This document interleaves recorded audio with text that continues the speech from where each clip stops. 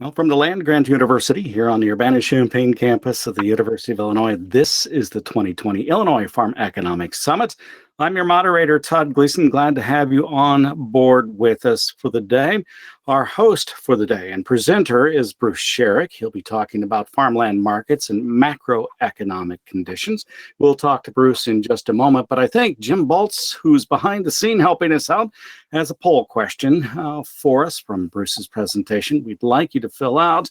Here's the question. Do you expect farmland values in 1 year, to decrease by more than 3%, decrease 0 to 3%, remain unchanged, increase between 0 and 3%, or increase by more than 3%? So what will the value of land do in this coming year? Will it decrease by more than 3%, 0 to 3%, remain unchanged, increase by 0 to 3%, or by more than 3%? Go ahead and fill out the poll and we'll get you the answers in just a moment. About 75% of you online have already answered. We appreciate that fact. Once we get to around 80%, we'll make sure that we get the answers out to you. And it has some interesting, so far, functions. So the big number, 0 to 3% increase. 56%. I'm wondering, Bruce Sherrick, whether that is about online with what you were expecting folks to say as you put this poll together for them. Oh, by the way, thank you. We appreciate you being here today, too. Bruce, of course, is an ag economist on the Urbana-Champaign campus of the University of Illinois, and he heads up the TIAA Center for Farmland Investment. Thank you, Bruce, for being here. Thanks, Scott. No, the poll is about what I expected. We've seen the end of the year really kind of show some strength in the farmland transaction markets. But if all you did was read the public kind of press or the farm press, the headlines would probably have convinced you otherwise. But no, I think this is about what I expected. So I want to start by welcoming everybody. Thank you for attending. Many of you have come to all 5 of these, and these have been a fantastically successful series on our part. And I want to thank Todd. Todd's been a fantastic host, has done it for years and years and helps us put these together every year. Jim runs everything technical for us, fixes our typos, and makes everything look pretty. So a big shout out to you guys. These have been a phenomenal series, and they've gone extremely well. We really appreciate it. I do wish we could have joined you in person this year. We usually do a week-long road show about this time of year. Historically, we somehow seem to time it with the first big winter storm of the year. We're happy that this year that didn't happen, but we're all kind of sitting in our offices doing these remotely. Again, apologize that we couldn't join you in person, but welcome anyhow to the final of our IFAS webinars. Today, I want to set up kind of a context for what we're going to talk about. Everybody on the line knows that this has just been quite a year. 2020 has had within it so many strange and kind of singular events. We're not quite sure how to describe it even, but we've had massive trade disruptions moving into 2020. Exchange rates that, dollar was getting stronger, hit the beginning of the year, kind of a bit of a pullback. Interest rate market intervention. We had we'll talk about this in a lot more detail in a few minutes. But of course, in the 2008 financial crisis, we had massive interest rate interventions, used that to manage some macro level things in the economy. And we kind of remember what happened to farmland values from that period on. And by the time we got to about 2015 and began the normalization, we're just about to the end of that, and 2020 hit. Well, when 2020 hit, we changed our demand for commodities, whether that is, resulting in food consumed at home through grocery stores, less at restaurants, less eating out. But the nature of what we eat has been changing as well, and the ability to communicate some of this attributes of the food, I think, has become a much more important feature. At the same time, we quit driving, so ethanol demand shrunk considerably.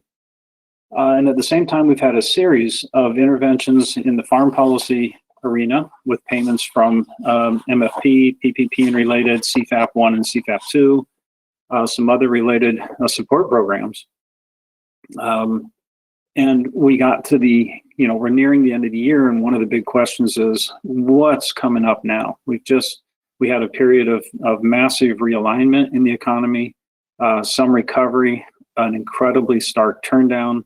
And if there's anything we can learn from kind of the ghosts of periods past, the past, present, and future, we want to look at that and see if we can kind of anticipate what will happen in the farmland markets going forward. And again, it's a very complicated market to watch because transactionally it's such a thin market. But we want to look at kind of in order the impact of inflation in case it happens, trade effects, they have happened, the cost of capital at a historic low, and then what might happen going forward. We know the incoming administration has begun signaling that the attention paid in the agricultural arena is probably more towards sustainability and eco-service payments than in the previous administration. But does that really matter? How does that actually play out? We want to look through that, figure out if there are any remaining monetary levers that can be pulled. And of course, I don't address this directly, but there are many people who expect that tax policy may get revisited. So let's think through what we can learn from looking at the past, bringing into the present, and maybe thinking through the future about some of these issues. Of course, we're most interested in what happens to farm asset values and farm incomes, and whether or not there is something to be learned from our history. So this is a frequently used slide from the BLS, Bureau of Labor Statistics, and we look at kind of periods through time in a long, very aggregated way, where the gray bars are periods of recession, declines in productivity gain over a period of time, and the blue bar is the level of inflation or one of the measures of inflation. There's a lot of debate, of course, about how to measure inflation, and in particular, whether to use a CPI or a PPI or an inflation expectation number. But we've done every possible combination, and the measure of inflation doesn't matter so much. They agree pretty well when you begin to aggregate through time. The red line is the 10-year Treasury rate, 10-year CMT, constant maturity Treasury rate. And we use this as the index for almost anything, actually. And around that, we think of this risk-free rate as the rate at which we can then add credit risk and term premium to adjust to figure out what the cost of capital is for different assets. At the beginning of the year, March being the beginning of the year, I think we'll just skip through the first couple of months and pretend that everything happened March 9th and 10th when the shutdowns really began. We had kind of a reduction in rates because of the Fed's intervention, but credit spreads widened. So you might not have seen a reduction in your cost of borrowing right away because credit spreads widened at the time that the rates went down. But agriculture actually recovered faster than almost any other sector in terms of the rate spread. So thinking about those kind of relationships, we want to look historically and just talk through some epochs. Gold standard ended near the beginning of 1970s, kind of a decade at a time. And that many folks, macroeconomists in particular, think that the period of inflation that followed was tied to the fact that the kind of quantity of money and the productivity changes after it was no longer tied to gold were allowed to be released. And we had this period of reasonably constantly rising interest rates in the red. So the red lines in the 70s were basically going up, and farm loans kind of peaked out at nominal interest rates in the high teens, 15 to 20. You could get a loan that was amortized over 40 years at 80% LTV. Now think about that in the 1980s when you had a loan that required 12% of the asset value just to service the debt. And then in the 1980s happened, we say kind of 84 or so, we're really going to begin to target inflation signals beginning in 79 and 80. Had a couple of other major ag events then, but interest rates began being pulled down, and you were stuck with a big 15, 18% mortgage for 40 years. Well, that kind of induced the farm crisis, frankly, in the early 80s. And we had a period of time where assets in agriculture declined in value, about the only time it's ever actually happened. A couple of good slides coming up to show that. In the 90s, Greenspan, I'll consider the 90s and the 2000s, in fact, the Greenspan era. really went to this total no surprise kind of model. Whatever we're going to do, we're going to tell you ahead of time. We're going to put our dot plots out and tell you what the governors of the Federal Reserve believe is going to happen, and we're going to keep trying to get to the middle of those dot plots. Drive things based on what we see actually happening. So if inflation is too high, we'll target it. If unemployment is too high, we'll target that. And the balance was struck for a long period of time, for a fairly stable period of time. We did have a couple of recessionary moments, the post.com, the return to normal after that, and then 2008 happened. And I think there's something critical to remember, to remind yourself, is 2008 was a period when the Fed and Treasury really solidified a partnership that hadn't really happened in the past, where both financial or fiscal and monetary or quantity policies were used to pair together to try to affect some outcome. 2008 through about 2015, massive realignments of capital in the financial system, massive reductions in cost of capital around the world. So we had multiple expansion. Equities looked good because when the cap rate goes down or the cost of capital goes down or the PE ratio goes up, you can afford to pay more for future money, future income, if your cost of buying that asset has gone down now on a financing cost. And then 2020, my sort of inside joke there, the world takes flight. I'm sure that's what WTF means. And coronavirus pandemic just changed everything. We stopped driving. We started thinking about how we would make payments for things we forced to have shut down. We had 2 off-cycle interest rate management activities, and that's a very rare thing for the Fed to make an interest rate cut that was not on a scheduled meeting date. We had additional impacts on trade. We renegotiated with China. We had exchange rates that, instead of moving in lockstep around the world, I have a slide coming up on this too. So the first few slides here are just basically teasers. But the exchange rates around the world didn't all move in lockstep. So historically, and because we have financial products designed around this, we have the dollar and we have an index of all basically trade-weighted currencies around the world.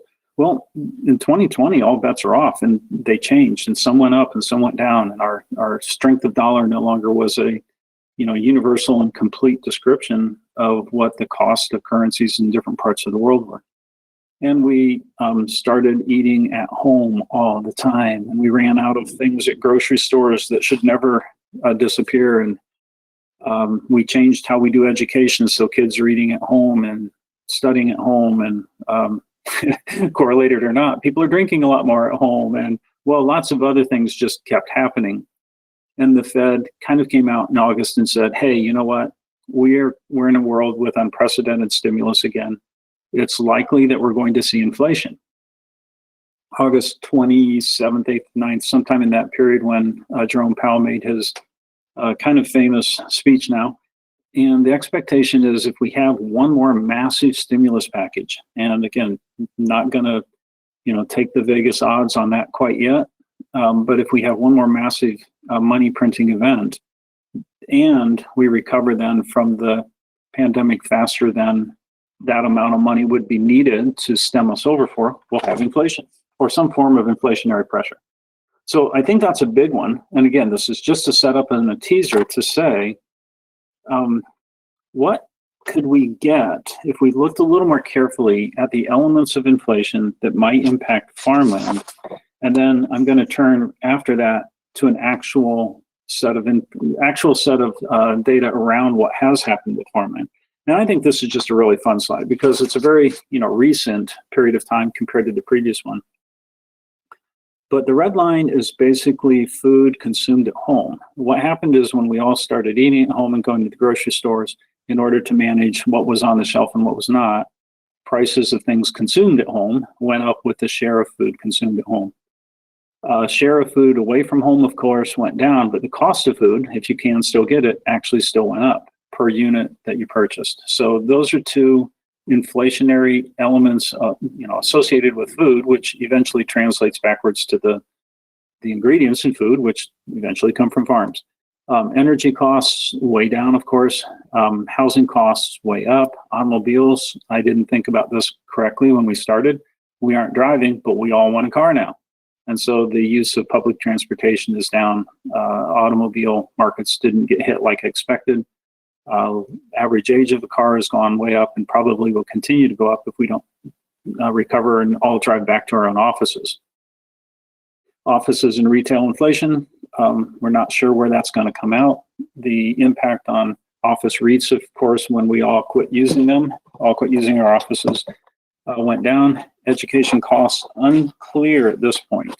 We're homeschooling. Does that decrease or increase the total cost? We won't know, but that one's also kind of important to think through. So given that kind of as backdrop, we'll go to our next poll. Jim, you want to run the next one? Tim's going to run it. I'll ask the questions here, give you some time to think about this. Here's the poll question. Do you expect inflation in the next 3 to 4 years to be negative? Experience deflation, that is. Average between 0 and 1% per year. Average 1 to 2% per year.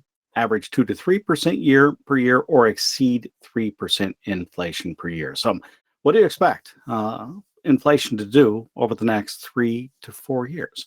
You think it'll be negative, that we'll actually experience some deflation where the price of things might go down. Average 0 to 1% per year, average 1 to 2%, 2 to 3%, or exceed inflation. About 72% of you have voted. Most of the time, folks want to know how many are online, and right now, around 470. So here are the answers to that question. 0% think that there will be in deflation. 10% average 0 to 1% inflation per year. And then you can see the others there, 39, 38, and 13%. I'm wondering what your thought about how people viewed this might be. Bruce? I think we have a really smart audience. This agrees almost exactly with what you get on national surveys, what you get when you interview financial economists, what you get out of the Fed. So we have, in fact, kind of flirted with the idea of negative interest rates. That's a terrible idea from most economists' perspective. Inflation at 0 to 1% might not be very healthy, and as we come out of the pandemic, just natural productivity response should keep it above that. 1 to 2% might be a little low. We don't exactly know what healthy inflation is anymore. Historically, we thought it was a higher number than that, but the world has kind of compressed and found that a lower and flatter yield curve does work. I'm kind of in the group that's 2 to 3% over the next 4. I don't think in the next year we'll see it, but in the next 3 to 4 I do. And then exceeding 3%, that's really quite possible, frankly. And one of the questions I'd like to begin to connect this to is, what would any of these answers mean to farmland values, though, or to agricultural activity in particular? I think this is a good point to also remind you that I'm a professional economist, which means I only have to be right 50% of the time to keep my job.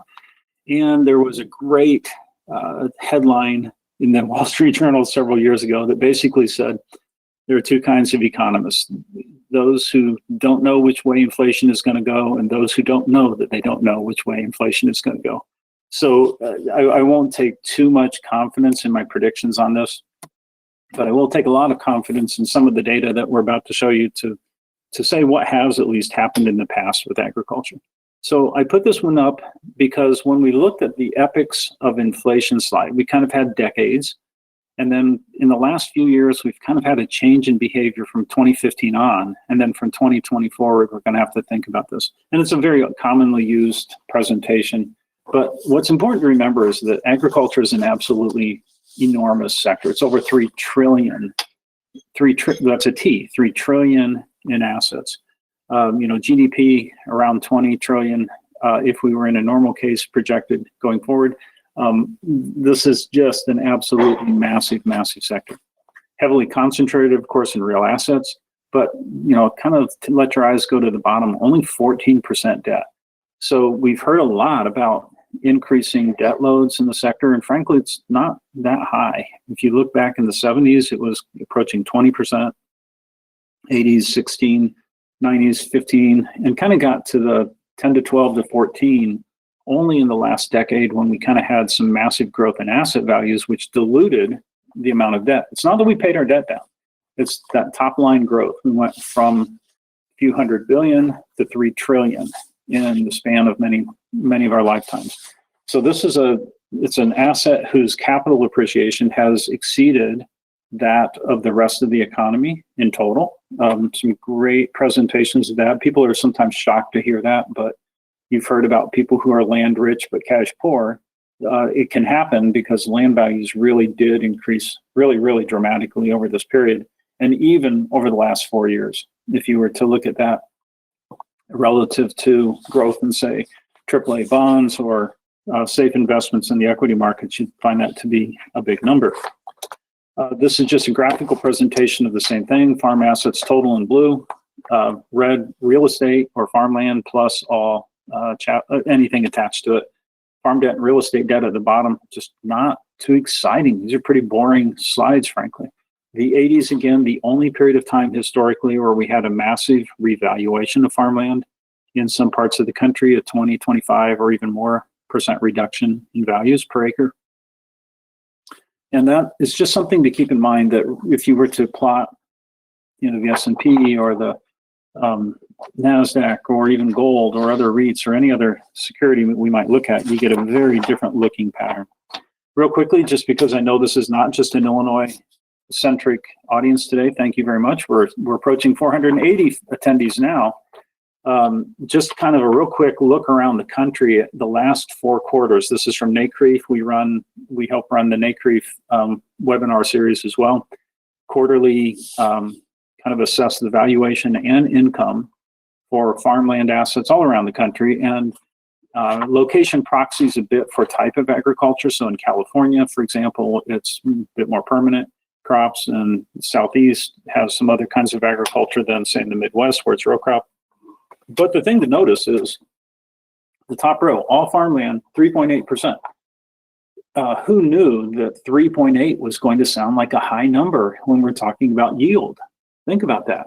10 years ago, people would say, farmland, but it's only going to generate a 3% current yield. I'm not sure if I want that.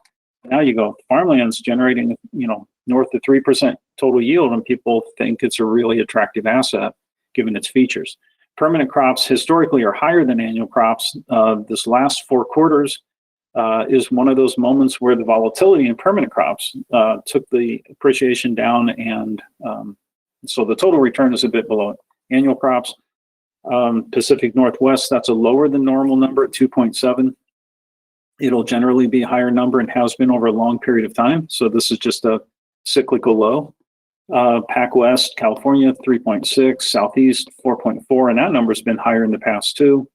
Delta Lake States and Corn Belt, folks might not have recognized that given asset returns and total return in income, farm income is not going to be bad this year at all. In general, there will be, folks who got on the wrong side of the windstorm or the rain, or, there are reasons why it's not uniform, but in total, USDA has announced, and correctly so, farm income is going to be reasonably high. So if we were to look at this set just over a period of time instead of at one point in time, the last slide was the last year. And I have this slide organized from 1990 to 2019. And in this slide, we have the total return you would have gotten on an average annualized basis from 1990 for the top 32 states put together in a single index: Illinois, Indiana, and Iowa, East Asia, Far East Index, S&P, NASDAQ, Treasuries, you keep reading down, gold, and then PPI and CPI for inflation measures. So that's organized with real assets at the top, equities in the middle, fixed income below the middle, and inflation at the bottom. And I think people are quite often startled to see that farmland tends to be at the top of the list, not always the very top, depending on the period, but the standard deviation or the amount of risk is also very low. And then to kind of move to the right-hand side and think about the minimums and maximums and then the correlation with the top row. So farmland returns have been positively correlated across their locations. So Indiana, Illinois, Iowa, Southeast, Northwest, but negatively correlated with S&P and NASDAQ or other financials. positively correlated again with fixed income, and most importantly, positively correlated with measures of inflation. The drawdowns, of course, though, are really quite different for farmland as well, and the maximum returns are different too. So this is just a plus minus of that range, excuse me, for the assets, some of the assets selected from the previous page, to just get a sense of which side of zero you tend to be on with agricultural investments versus equities versus fixed income and even gold. This is the slide I was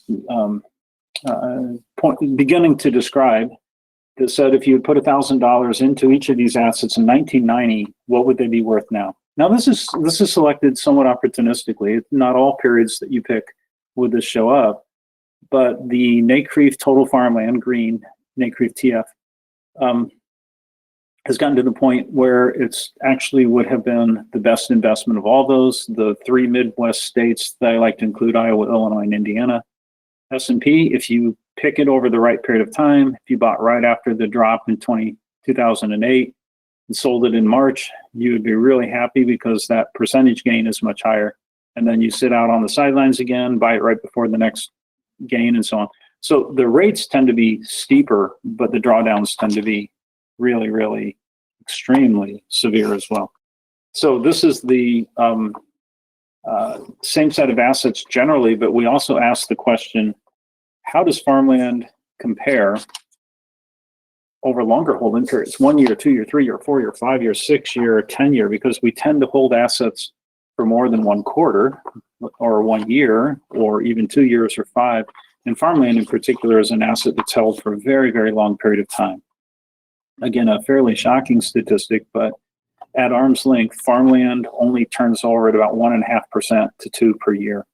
That's a remarkably slow turning asset, which means, you know, family might own farmland for 50 years at a time on average before it leaves the family.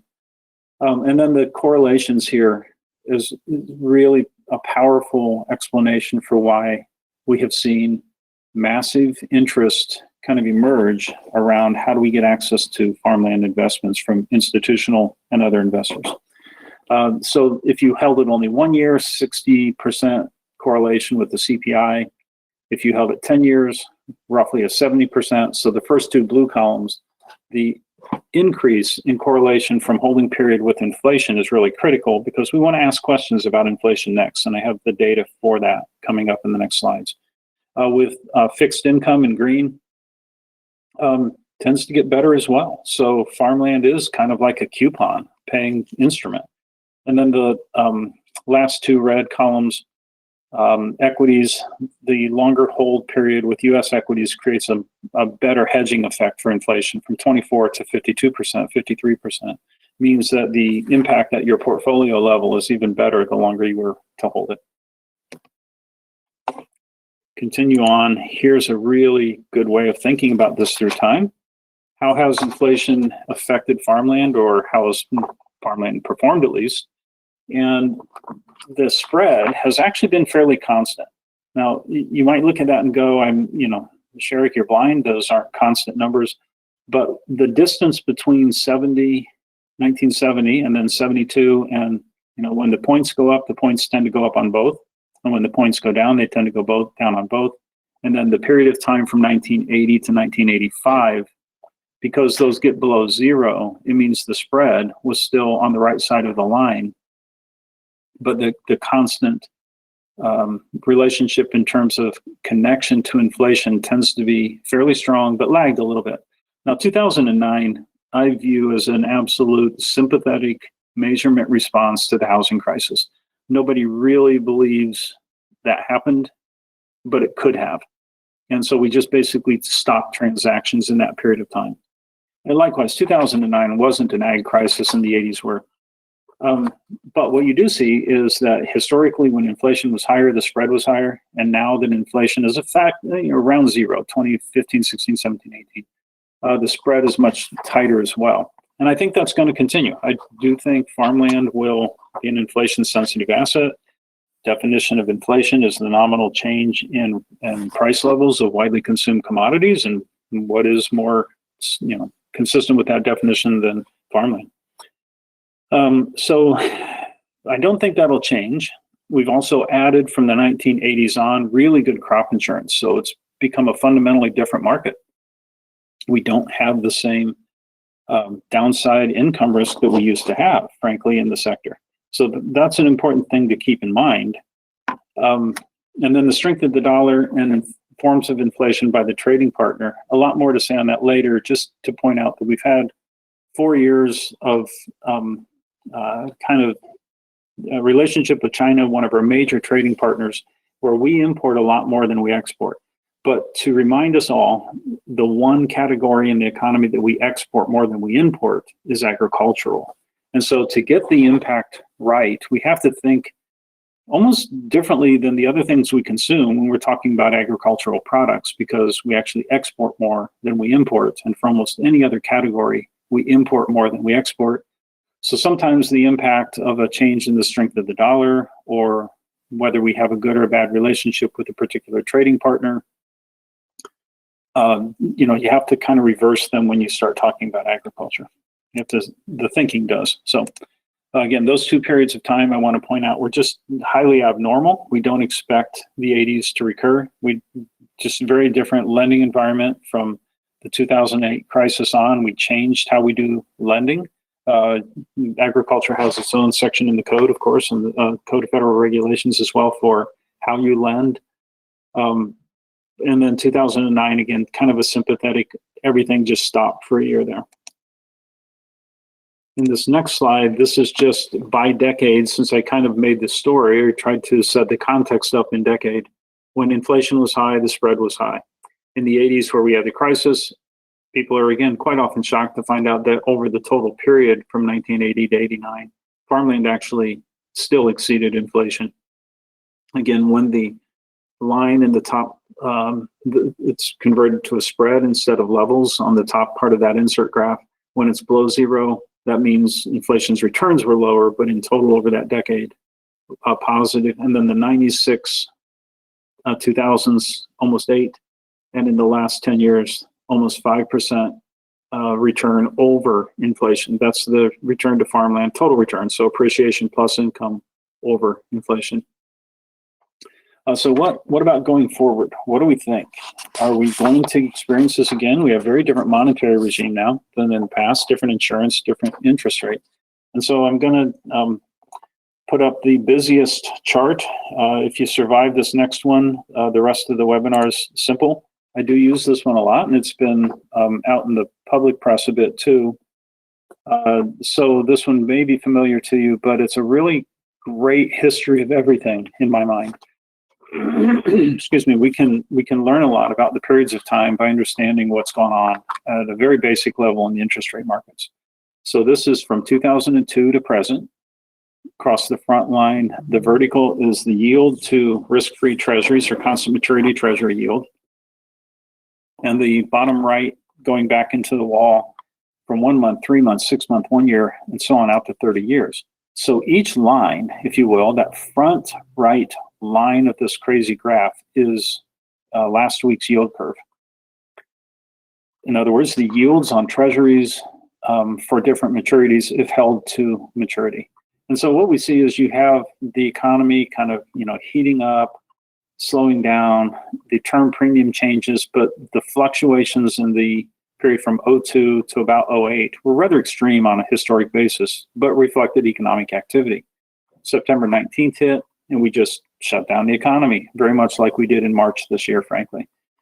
Different because it was a financial shutdown, not a restaurants and its social interaction shutdown, but it was a shutdown nonetheless, and the Fed intervened in a way that created a very similar beginning to that period of blue puddle you see from 08 to 15. And then we had a series of credit easing events, which absolutely, totally affected the cost of capital in agriculture. We had a reduction in interest rates, a secular decline in the term premium as well. Ag became viewed as a relatively safe asset to lend to. So we ended up with a multiple expansion in ag, just like we did in the equities markets, where we had some pressure upwards on farmland values. Also, it was kind of a safe asset. So we got to 2015 and began to say, okay, it's time to take the training wheels back off the economy. We're not going to continue to make banks build capital at the front end of the yield curve or on their balance sheet, and we're going to let the economy start to price things. Couldn't get the long end of the yield curve to increase despite the Fed's activities. From all those black arrows at the bottom were primarily efforts to get the long end of the yield curve up as well. And then again, we have another cliff wall in March of this year, 2 off-cycle rate cuts that we wouldn't have expected had we not had the coronavirus. Then we've had massive stimulus, and the question is, are we going to have massive stimulus again and continue to build a period of time that looks anything like the beginning of the financial crisis in 2008 or not? And the question I'm very interested in is, what's the impact on agriculture? So farmland, viewed in this context, is often thought of as, if you just viewed it as a capital asset, what would you get? And what you turn out to find is that these low cap rates have been very supportive of values. People will say, farmland values have held up quite well because interest rates have been very low. And that's true. But what's really critical is look at the bottom graph. If you were to take that argument literally and only calculate what you would pay for farmland like you would calculate what you would pay for Nike stock, you would have found those dotted lines. You would have found farmland would have exploded by even more. So yes, that's very supportive of farmland, but it didn't follow the 10-year rate all the way down. This is really critical. It did not follow the 10-year rate all the way down. The slide I'm going to use for that, I'm going out of order just a little bit. If you print out your handouts, you'll find that I switched 2 slides here because this is just a good way to look at it. If through 2016, 17, 18, 19, and 20, you looked at the yield curve this way and drew a line at about the 10-year rate, you would have said that red, blue, green line fairly explained farmland values. You could have said, what's the income? Use income, smooth it, say that's the expectation for future income. And you would have found out the farmland markets are incredibly rational. If you were to do that with the dotted lines in the last quarters, you get the picture with the dotted lines on this graph, which is to say, farmland did not overreact to the, what I'll call, monetary experiment of 2020. So we did not have farmland values explode when the cost of capital went down, which means people view it very rationally, as all the polls have shown, that farmland responds a little slower. There's a long period of income that you're capitalizing, and it's just not the same kind of question. So again, I'm of the opinion that we are looking at a very rational farmland market. Every time I think I know more than a market, I prove myself wrong if I take a position that's too extreme. But farmland markets have some room to run. If interest rates come back up, that doesn't mean you're going to push farmland values down. It has much more to do with, are you going to maintain income? And for those of you who've heard me on other webinars, my thesis, if you will, for long-term income for agriculture is extremely strong. The demand for calories from developing economies, and in particular, when you multiply the calories that you consume by feeding them to livestock first, the demand for feed grains and so on is actually looks pretty strong in the future. And FAO's numbers for the demand for meat around the world are likewise very supportive of this.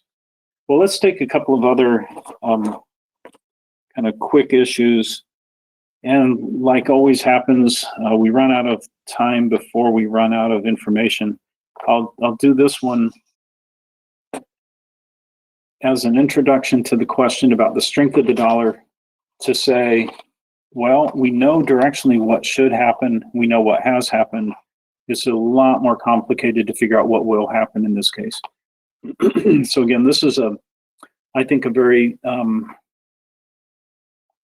great summary of a lot of things. So we'll try to demystify the lines.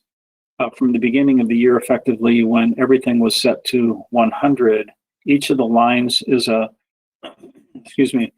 just a strength of an individual dollar strength kind of measurement or an exchange rate. So blue, Mexico, red, China, green, euro.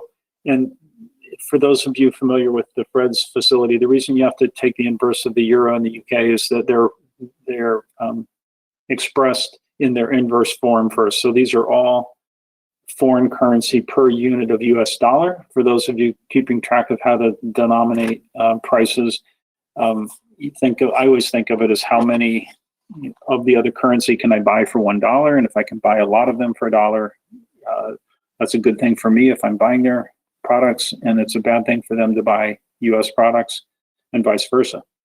So our major trading partners are shown here, of course. Brazil has a major export competitor for soybeans as well.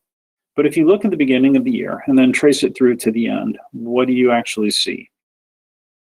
Well, you see that the last few months, China in particular, we've seen an increase in the affordability of our products for them to buy.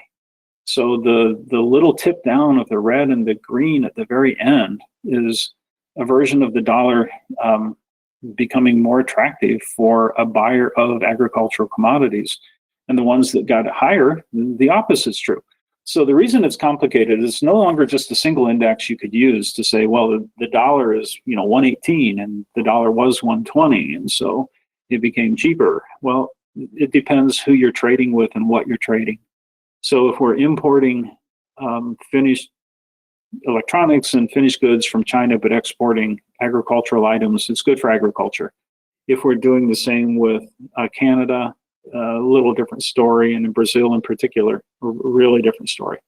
So again, I just think going forward, it's a cautionary tale to not think that it's too simplified when somebody will say the strength of the dollar is an impediment to people purchasing our products. Well, it depends where you are in the world now. Next slide here.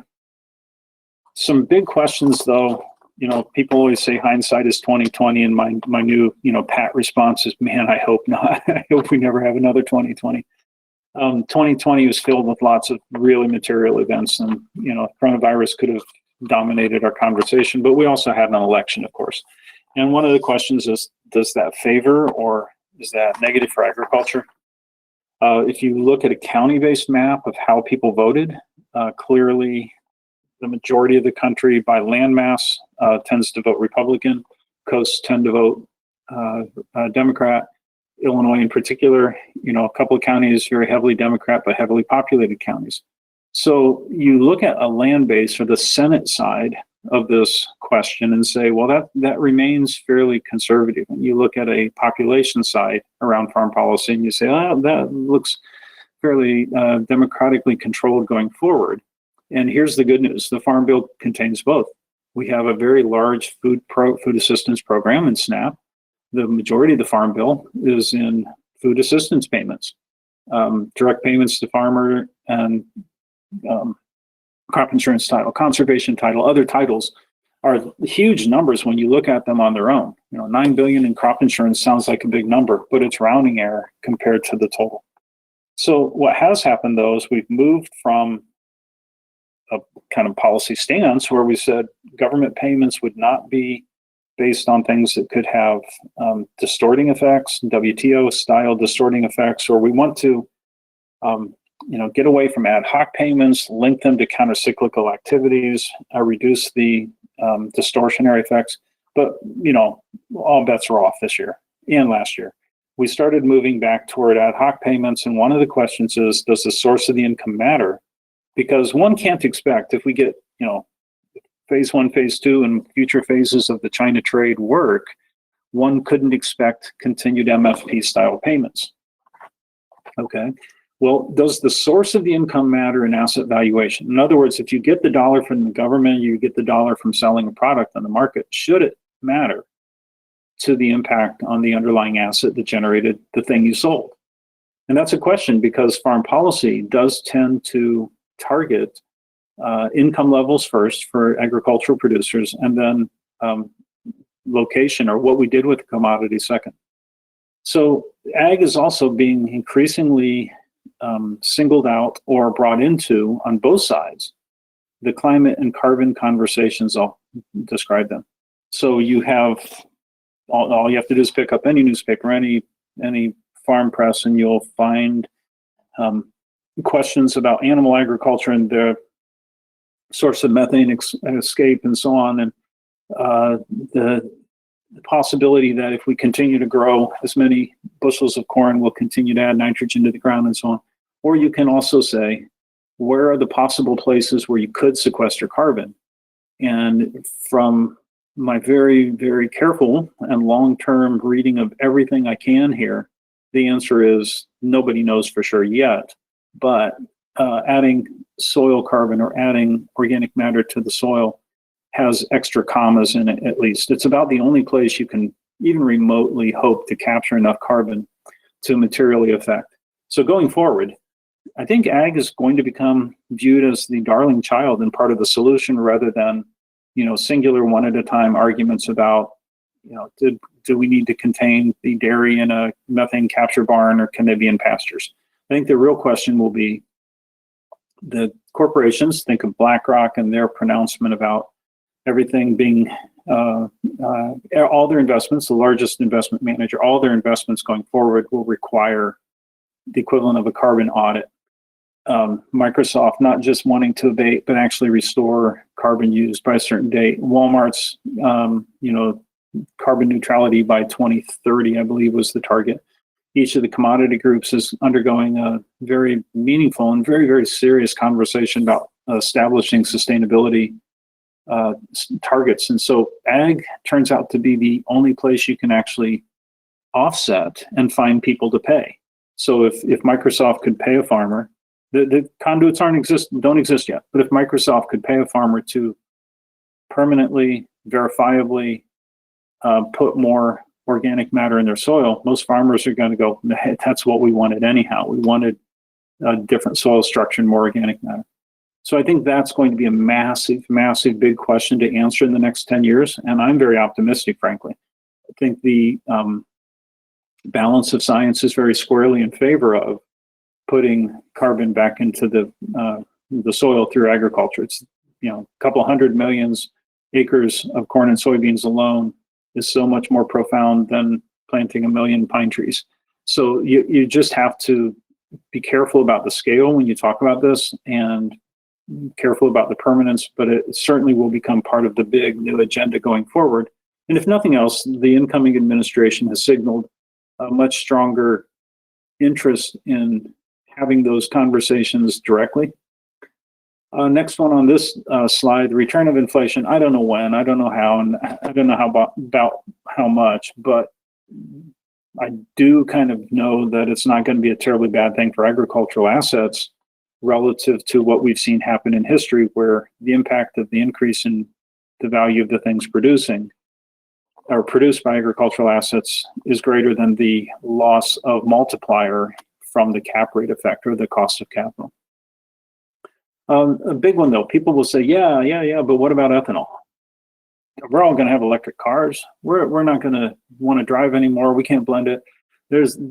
Again, I will just point out as an economist, I'm at a 50-50 point on that and have been forever. I think the relative prices actually matter, and you still have to generate the electricity to charge your car. And whether that comes from coal or from ethanol, you end up with opposite conclusions.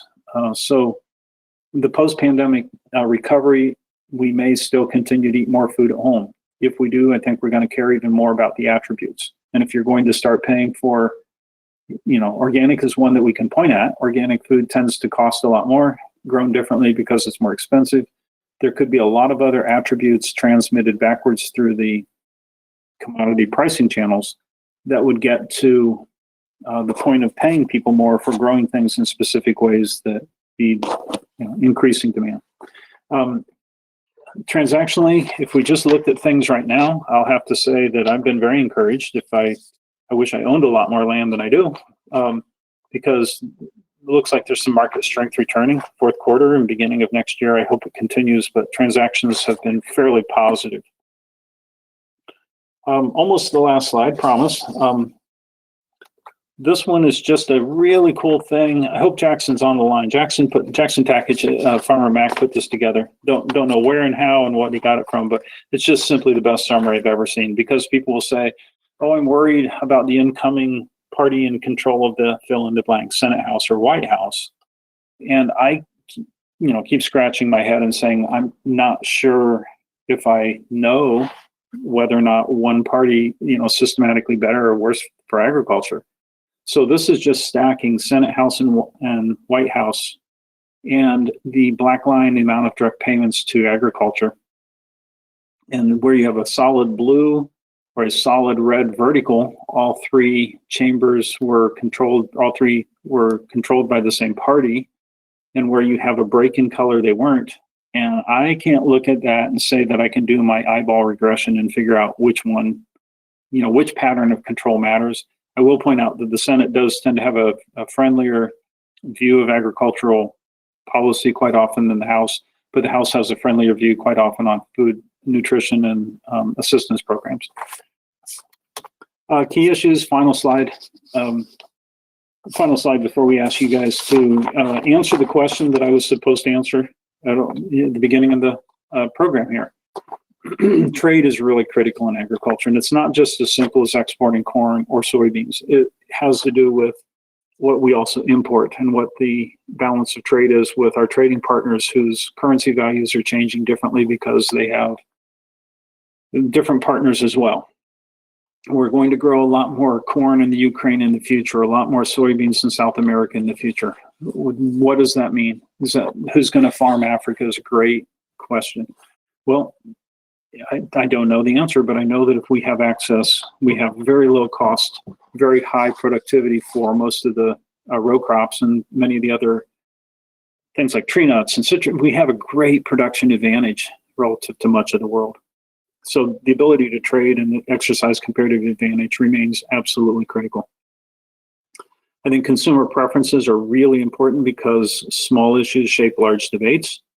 And we have a whole bunch of things on the table right now where we don't know what the long-term response is going to be. You can buy frack-free natural gas if you choose. I'm baffled by how they separate it out, but you can look at things related to organic or sustainability or butterfly labels or salmon safe labels and understand that people are paying for that. Regenerative, biodynamic, other things that have the S in the I or the ES in kind of policies driven by investors for the type of investment they want to make. And in almost every case, the great punchline is when people care more, they have to pay more for the food or the attribute in the food that comes to their table. Finally, the counterfactuals in the climate debate really matter. It's not the total amount of nitrogen applied, it's the amount of nitrogen that escapes. It's not the total amount of methane, it's methane relative to what you would have eaten if you didn't have ruminant, and so on. So getting that right and beginning to own the conversation will be very helpful for agriculture in the long run, my belief.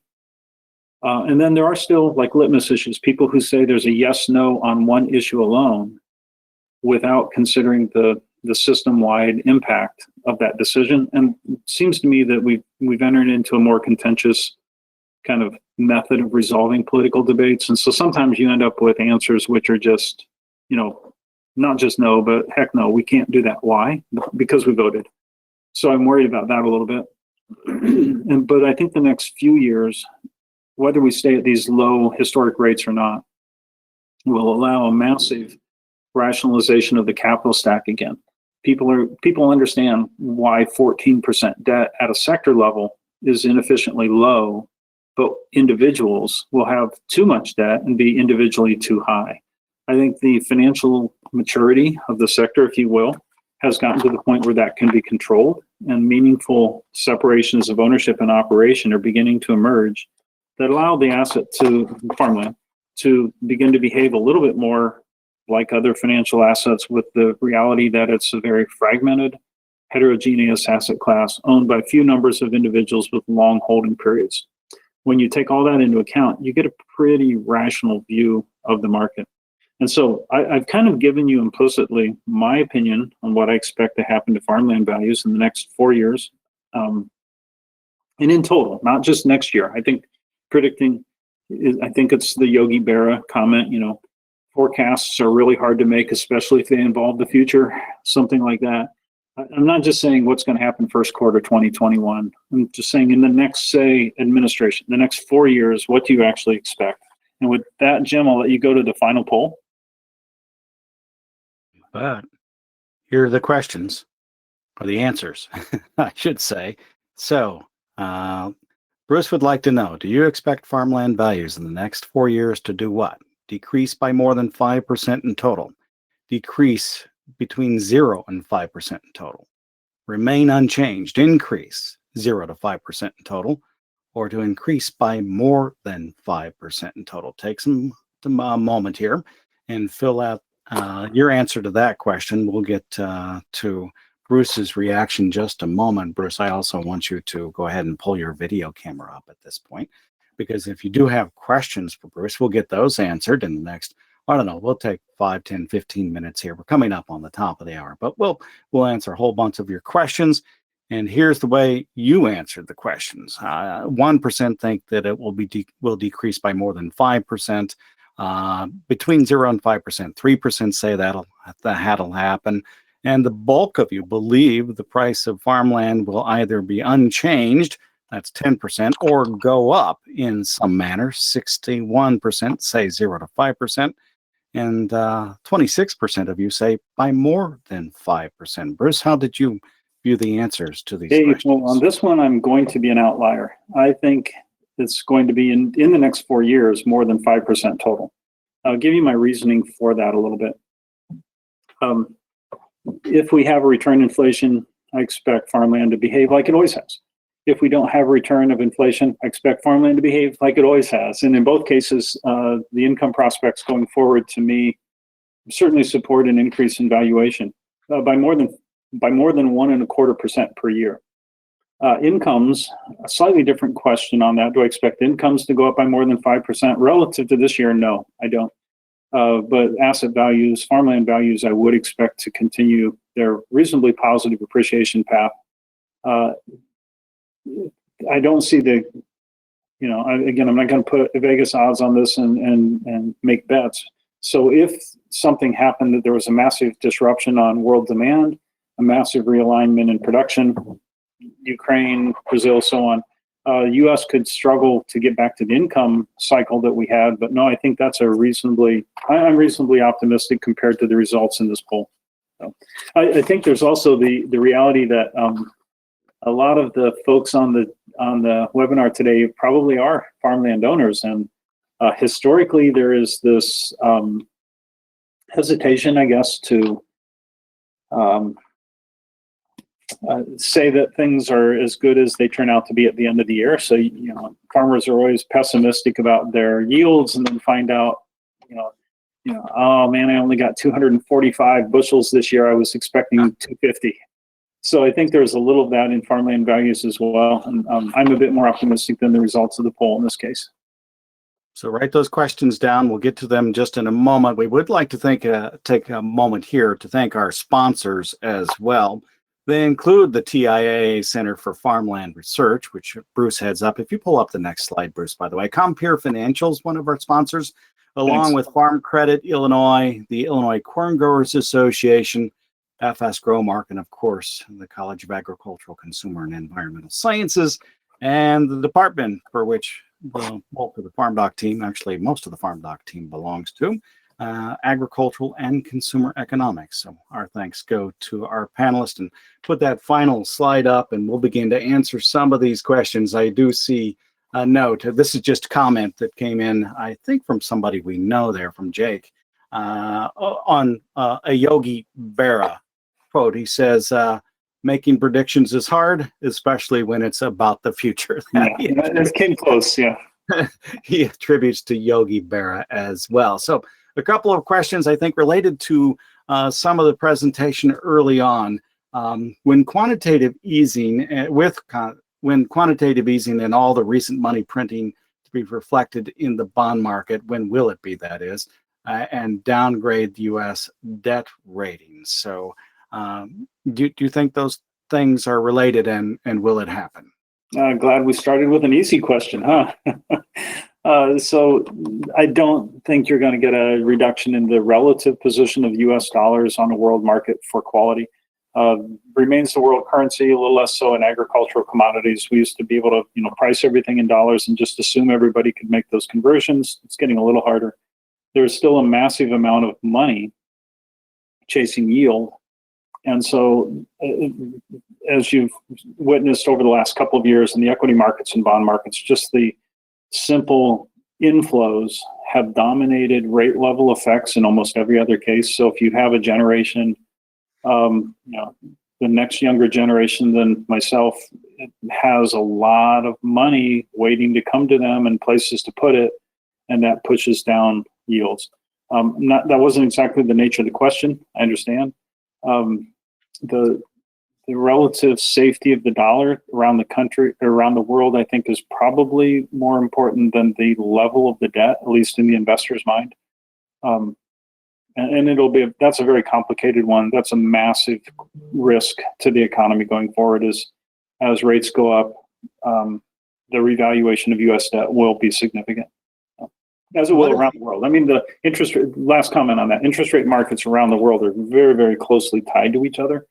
And so when they go up here, they're going to go up in Japan and in Germany, and the whole, EU is going to go somewhat lockstep to some degree as well. You mentioned early on the Treasury and the Federal Reserve have operated separately in the past. They certainly, I think, operated separately when they were working through the 08, 9, 10 process. Not so much anymore. Does that change things very much when policy is driving Federal Reserve? So that's another, man, thanks for all the softballs, Todd. You're appreciate welcome. the easy questions. Yeah. So in 2008, it really was it changed. It wasn't quite in lockstep the way as you described now. The implementation of fiscal policy through monetary channels, which has happened now. But it was the beginning of that. And so if the marriage wasn't complete, at least the courtship had begun, and the Treasury and Fed could no longer be considered separately. The size of the Fed's balance sheet exploded, and it exploded by buying assets directly from institutions that had a reserve problem. They basically were out of money because the downgrade in the assets in 2008 meant you didn't have enough capital. So I can buy $100, metaphorically, I can buy $100 of assets from a bank that valued them at 95, and they get capital relief, and we put that on the Fed's balance sheet. And through time, that 95 recovered to 100. So it looks like the experiment we performed came out pretty good. Might not have, though. And this time, we're doing kind of the same thing. We said we're going to shut down the economy in order to keep it from becoming an irrecoverable disaster. We're going to create flows back out through, and we're going to do it by, increasing payments for unemployment, creating incentives not to lay off or remove workers, creating indirect, idle style payments, investment payments, historic tax recovery processes, and in agriculture, additional food corona assistance package programs targeted specifically for the price effect that happened in agriculture. So how do you actually get that money out? Well, you have to get that money out so that the equivalent of printing money, not in a literal sense, but creating obligations that have to be paid because you sent the money out and you had not collected them in revenues, creates the same effect. So inflation through printing money directly, if we doubled the amount of currency tomorrow, that's a form of inflation. We can also borrow future productivity, bring it back to today, and create inflation. So there's ways of thinking about it that are a little bit different, but they're quite fundamentally the same, and you can't do them separately through monetary policy without creating a tax liability or a fiscal side effect. A couple of items that I was thinking about, there's a question on as you were wrapping up. Any recommended reading on the big picture items, possible big picture changes to production, optimistic view on ag as part of the solution to the environmental changes? I brought up a couple of websites that belong to the campus, are more campuses involved in that I think are worthwhile to visit. precisionconservation.org, which Gary Schnitke is involved in. And you can read particularly the STAR program as it's related maybe to conservation. And eventually there is some pricing that's happening, I know, off of that program. So payment for carbon related issues. And the other one I was thinking about was the one that belongs to Peter Goldsmith. and the Soybean Innovation Lab, and as it's related to Africa. So Soybean Innovation Lab, search that one out, and conservationmanagement.org would be the other one, or rather precisionconservation.org would be the other one. Bruce, do you have any sets of reading? I was just going to say there are university, there are public, there are private, there are government, but there is no gap in the quantity. I worry about sometimes getting too connected to specific commercial interests that don't yet have a payment channel established. And I think in the long run, what this is going to lead toward is some need for coordination, frankly. We have a lot of companies trying to figure out how to create channels for carbon payments, and a lot of companies on the other end saying they would like to become carbon neutral, but currently the mechanism for buying offsets has to do with things that aren't as tied to agriculture. So I don't have a specific reading list to suggest, but we'll suggest to go strictly to the more serious ones and not to the ones who are just simply trying to either sell or buy a carbon credit because they found a counterparty and trying to match up current. Do you think the Biden proposal to eliminate the stepped up basis and raise capital gains taxes will pass if the Democrats win the Senate? And how large will that effect be on farmland values? So this is a perennial question, or at least a repeated question. 4 or 5 years ago, we saw serious efforts to eliminate 1031 provisions. We've always had a debate about the estate tax level or the amount that can be excluded. I think the likelihood for the reality of the elimination of stepped up basis at death for real assets is not super high in total, or at least the level is not going to get pushed down dramatically. That's just my sense. Again, it depends an awful lot. The election depends. The answer to that depends as much on the election in Georgia, in my mind, as it does on the actual presidential election, because a flipping of the Senate would leave something a little different to control if there were a massive tax reform. Capital gains, I think we will see pressure for the return of a higher level, but things move slowly. Governments just historically don't just turn things on. You hear each president say what they're going to do in the first 100 days. And if you go back and look at it, it usually takes more than 100 days to do anything after that. So I think those are the pressures that have changed, clearly. I don't have I'm not trying to conclude all of my possible capital transactions before January 1 as a result of fear of a tax change. So. Here's another question that gets asked all the time. Do you see institutional investors outbidding local farmers for land more often? No, not really. I see everybody more interested right now, but institutional investors, this is really complicated. We should have another hour on this. Thank you to everybody who's stuck around. I know we're going a little past, and thank you in general to the audience. It's been a great year for us on these webinars, and we've really learned a lot from how we do them. But to answer that question, let's not answer. I'm not quite sure how to answer that question. All right. Well, so let's ask a different question. What impact, if any, will the financial condition of the state of Illinois have on the value of farmland? Yeah, well, that kind of links to the prior question too. The state of Illinois has a difficult financial situation to look at, not just cry if you're in Illinois, right?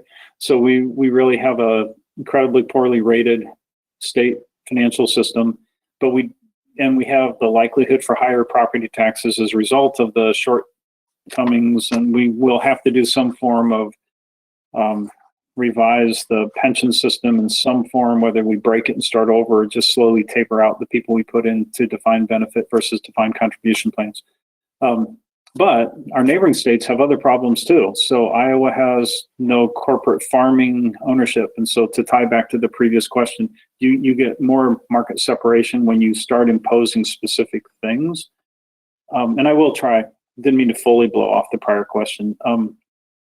I don't think institutional investors are systematically bad investors, so they don't tend to outbid. Farmers have a little bit of a return of some liquidity now, and so the neighbor farms have been selling to neighbors more. But I think it's a more fundamental question on that too, and it gets to the health of the economy in which you're existing in too. and people have different opinions, but is an institutional investor a good or a bad thing? I honestly don't know. I think there are times where added liquidity is good. And if I'm selling farmland, I want everybody in the room. If I'm buying farmland, I want there to be a giant snowstorm and I'm the only guy who got to the auction. So I think there is a little bit of a separate your personal, am I selling or buying, in this question from what results in more accurate pricing. And I wouldn't say institutional investors have done any damage at all, and the fraction is still incredibly low. So NCREIF has 12 billion in the NX now on a $3 trillion basis. That's rounding error. So again, I think I'll go out on an opinion limb here. I don't think that the anti-corporate farming laws are actually beneficial to farmers. In the long run, that creates more market kind of gaps or inefficiencies than the occasional time it presents an opportunity for buying. And the funny thing about a transaction is there's always one seller and one buyer. So if you value each side of that question equally, you probably don't want limitations on who could sell or buy. So. You mentioned you don't expect farmland values to decrease if interest rates rise, but hinted at more uncertainty on income. Mm-hmm. Could you talk a bit more about your views on farm rent income going forward?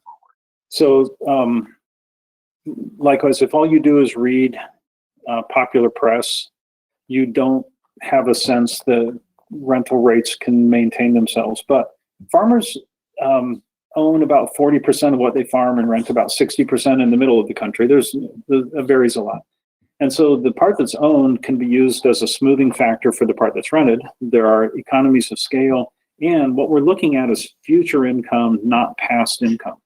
So rental markets to me have always been very slow moving signals of what we expect the future to look like. And I don't think rental rates are going to go down as much as some folks do, but again, I'm not the expert in the rental market. There are pressures every year if incomes are low, but there are a lot of offsets to that. There is a very low cost of capital. There's a scale expansion that promotes, and in parts of Illinois, if you don't renew a rental agreement, there are 9 other guys waiting to, bid for that. So I think there's going to be continued pressure, but in the near term, I don't see massive rapid changes. We do a survey with Illinois Society every year, and I always think that's fascinating because they know more than I ever will, and they're out talking to farmers every day. And the movement in that number to me is always surprisingly small. What's your opinion on the chance of a large increase in state taxes and property income? A state or state? State. So the state of Illinois, this effort to have what was referred to as the fair tax, is pretty much a media event in my mind because, if you make more money, you pay more taxes already. It's just the rate wasn't going up, but in a sense it was because it's tied to your federal AGI in the state of Illinois, which already has a progressive rate. So I think most people were just offended by the presentation of this as somehow not going to affect people because the math is really simple. There aren't enough super rich people that you could tax them enough to get rid of the problems in the state level. You end up having to tax most people. So do I think this will increase? I think there will be continued pressure. And at some point in time, you have to either start changing benefits, which are largely distributed through pension systems, or changing how you tax income or property taxes. And Illinois already has in total a reasonably high on a national average total tax take rate, if you will. And states that have very imbalanced population locations often find themselves in that same situation. So Illinois is not super unique in that regard. But I expect there will be continued pressure, and personally hopeful we look a little bit more carefully at the spending side instead of just the taxing side. But again, that's an opinion, not a forecast from the U of I. Yeah. 2 more questions. I think the first one's a quick answer, and the second one may take some more time. Is there a good way to track, monitor, or see institutional purchases and holdings of farmland? Is the first question. I think that's probably quick. It's quick because there's not sort of definition, you can find the NCREIF numbers, NCREIF, National Council of Real Estate Investment Fiduciaries, on their website. And that's the majority of the serious large ones, and they report voluntarily. Very, very transparent system, number of properties, total valuation, capital improvements, partial sales, income accounted for on an identical basis. So it's really hard to take issue with what you find there. But that's not everybody, because there are private groups that also put together investments. And I think in the end, it's important to define the term institution a little bit more carefully. So is the U of I an institutional owner? Not really sure. I guess we would count as that, but we wouldn't report to NCREIF. Is the Mormon Church an institutional owner? Not really sure. We don't report it that way. Is a fund like Ceres or Gladstone institutional? Yeah, there are Farmland Partners, Gladstone, publicly traded, others that are really, really cool companies that are doing really neat things in agriculture, who are buying on behalf of other investors. But they're using local farmers or local operators. So the definition is a very slippery animal. And there's no simple local reporting. We'll make this our final question. As a follow-up to your comments about large U.S. debt, the Western world interest rates move kind of together. But would that be an opportunity for China to exert influence on the world to gain more control over the economy? Gosh, great question. I have a great graphic on this. The answer is China's role in the world is increasing, and there's no turning that back. Whether the floating versus non-floating currency position they're in allows them to exert any pressure, I kind of don't think so. I don't think you can use financial markets to do that. There are just too many other flows. You think of, if you've not looked it up before, the term trilemma. There's more than just exchange rates and interest rates. There's also goods and purchases exchanged, and the GDP, or the consumable income per person and the amount of production per person drives everything, whether you call that currency, products, trade, and whether you denominate it in your own currency or not. It's an incredibly complicated thing to manage, and you can't speculate in another country's currency as a country and ever expect to come out ahead. Thank you, Bruce. We appreciate you taking the time today and making the presentation. Thanks to all of you who have been online with us for the full time as well. We appreciate that. I apologize for going over, and add my thanks again to all the attendees, to not just this one, but all the webinars. And thanks, Todd, to you and Jim too, for the exceptional management of all of this all the way through. Well, thank you so much. And I know Jim Bolts has worked hard behind the scene. We thank him for all the work, and especially for making the presentations look so good and easy to read in a webinar form. I know that's not easy. He does a great deal of work on that end, besides just the technical side of making sure that we're online. You can find the archive of this presentation and all of the Illinois Farm Economic Summits online. Just check out the FarmDoc Daily website. You'll find the archive there, and they're already posted. So go ahead and check that out. This one will be posted soon enough. You have a great afternoon.